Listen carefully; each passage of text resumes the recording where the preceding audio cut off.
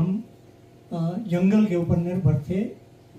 परंपरा से जो हिमालय का किसान है वो खेती, पशुपालन, दस्तकारी, इस तीन चीज़ों के संयुक्त उस पर जिंदा रहा है। लेकिन जो वर्तमान विकास का मॉडल आया उसमें दस्तकारी सारी गायब हो गई। पशुपालन जो है वो चीड़ और जो वीड्स हैं, लेंटाना आदि, इनकी वजह से चौपट हो गया, या उसका जो कॉस्ट बेनिफिट रेशो है वो अनफेवरेबल होने की वजह से चौपट हो गया। पशु सड़क पर हैं। ऐसे हालात में एक चुनौती है जो है आजीविका, यहाँ के लोग जिंदा कैसे रहें।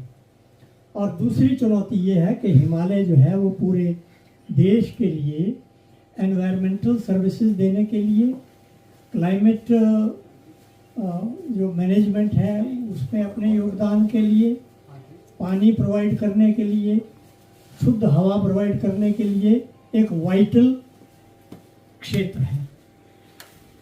अब उस क्षेत्र को देश के लिए और यहाँ के भी खुद अपने लिए जिंदा रखना ज़रूरी है।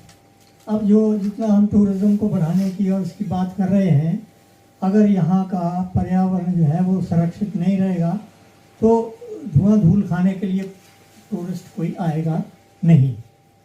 तो यहाँ की भी अर्थव्यवस्था के लिए और देश को एनवायरमेंटल सर्विसेज देने के लिए हिमालय की जो पर्यावरणीय इकोलॉजिकल जो इसकी स्ट्रेंथ है उसको ज़िंदा रखना, बढ़ाना वो ज़रूरी है।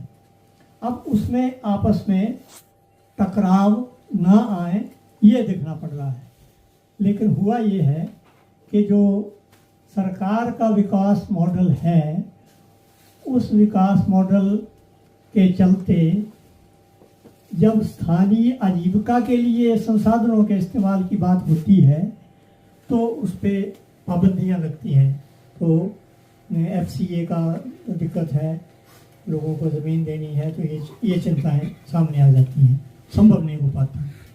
और जब उसी ज़मीन को कॉरपोरेट को देने की बात आती है तो उसमें रास्ते बड़ी आसानी से निकल जाते हैं और वो हज़ारों हेक्टेयर में ज़मीन चली जाती है कि झटके में। और यहाँ तो बात हो रही है 2 बीघे 4 बीघे। तो ये जो एक नीतिगत, इसको हम बदनीयती कह सकते हैं या नासमझी भी बोल सकते हैं, तो इस चीज़ को समझना बहुत ज़रूरी है कि अगर यहाँ पूरी जितनी आबादी है उनको 2 बीघा 3 बीघा अगर देने भी लग जाएं तो इतनी ज़मीन नहीं लगेगी जितनी के ये खनन